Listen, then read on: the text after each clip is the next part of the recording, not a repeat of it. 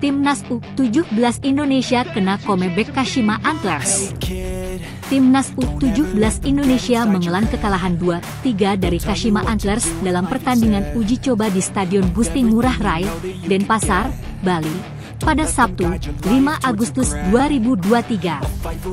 Kashima Antlers berhasil membuka keunggulan menjelang akhir babak pertama. Gol tersebut bermula dari umpan lambung Kento Iki dari sisi kanan, yang disambut tandukan Haruto Matsumoto. Timnas U17 Indonesia tertinggal 0-1 di babak pertama. Pada menit ke-54, Timnas U17 Indonesia diberikan hadiah penalti setelah tendangan Jehan mengenai tangan Ryunosuke Dobashi di kotak penalti. Vigo Dennis berhasil mengkonversi penalti tersebut dengan baik, membuat skor menjadi 1-1. Timnas U17 Indonesia berhasil membalikkan kedudukan menjadi 2-1 pada menit ke-64 saat M. Rizky Afrizal dengan tenang mengalahkan penjaga gawang Kashima, Koki. Namun, keunggulan tersebut tidak bertahan lama. Tandukan Koji pada menit ke-70 menyamakan skor menjadi 2-2. Timnas U17 Indonesia kemudian kembali kebobolan pada menit ke-88 melalui tandukan Koji yang timbul dari sepak pojok.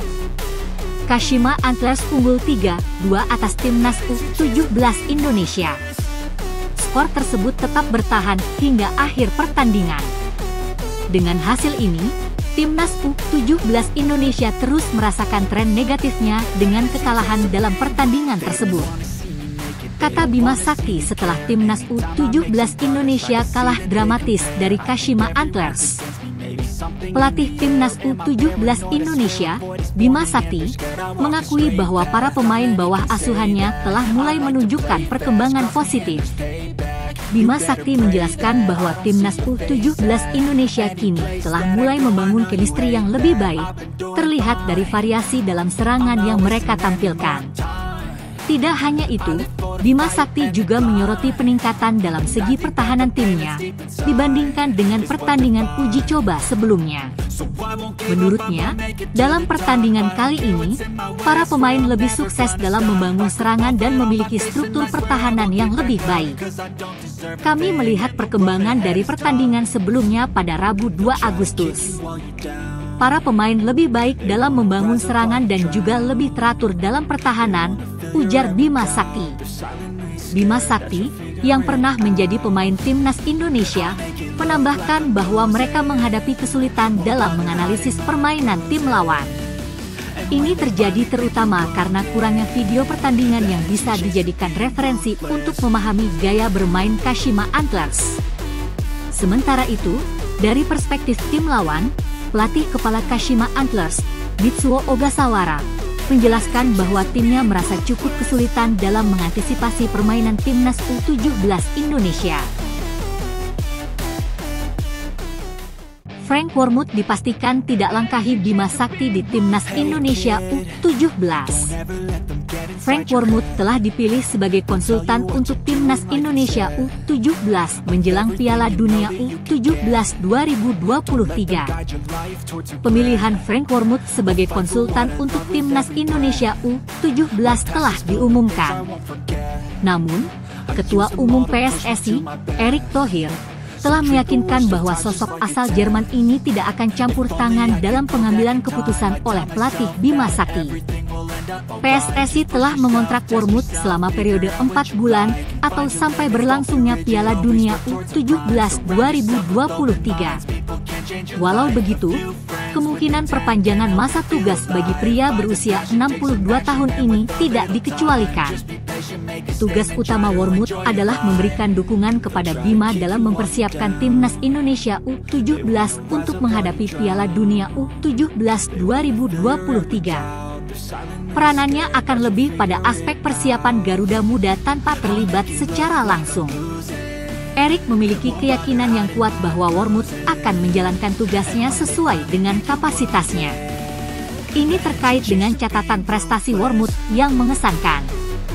Beberapa hari yang lalu, Wormuth sudah berada di Bali, di mana ia mendampingi Bima serta Timnas Indonesia U17 dalam serangkaian pertandingan uji coba di lokasi tersebut. Reaksi Bima Sakti usai timnas Indonesia U17 dihajar Barcelona.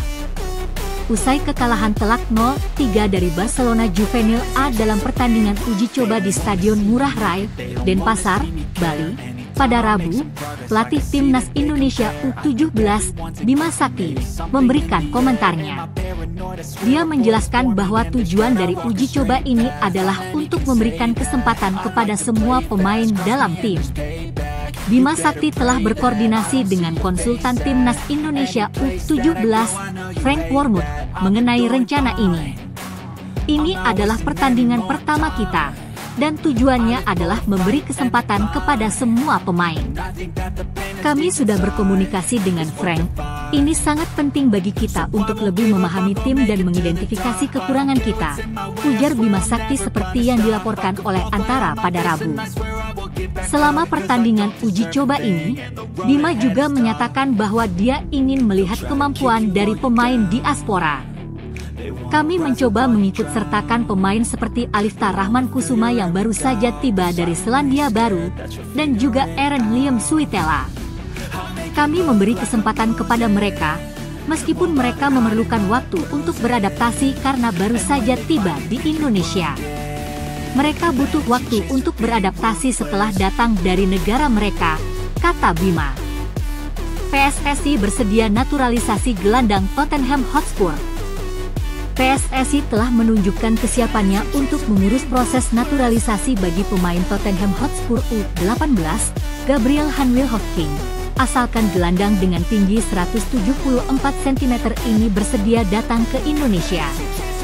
Sebelumnya, nama Gabriel Hanwil-Hofking termasuk dalam daftar pemain diaspora yang diidentifikasi untuk timnas Indonesia U17 dalam rangka proyeksi Piala Dunia U17 2023. Namun, panggilannya tidak dapat dilanjutkan karena saat itu ia tidak memiliki paspor Indonesia.